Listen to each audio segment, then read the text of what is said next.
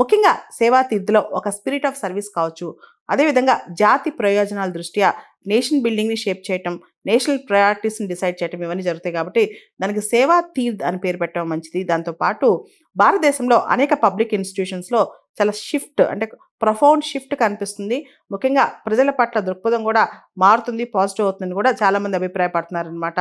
ప్రధానమంత్రి కార్యాలయానికి సేవా తీర్థ్ అనే పేరు వల్ల మేముంది అథారిటీ చూపించడం కోసం కాదు, మా రెస్పాన్సిబిలిటీ మా పనితనం చూపించడం కోసం, మీకు సేవ చేయడం కోసం జవాబుదారీతనంతో అని అర్థం వస్తుంది అనమాట.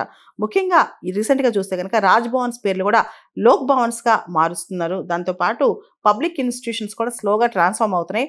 ప్రజల సెంట్రిక్ అంటే పీపుల్ సెంట్రిక్గా పబ్లిక్ ఇన్స్టిట్యూషన్స్ వర్క్ అవుతున్నాయి కాబట్టి ఈ సేవా తీర్థ్ అనే పేరు పిఎంఓకి తీసుకొస్తున్నారు. 2016లోనే ప్రధానమంత్రి నివాసానికి లోక్ కళ్యాణ్ మార్గ్ అని పేరు పెట్టారనమాట. అంటే లోక కళ్యాణం కోసం ప్రధానమంత్రి పనిచేస్తారు కాబట్టి ప్రధానమంత్రి నివాసానికి లోక్ కళ్యాణ్ మార్గ్ అని పేరు పెట్టారు.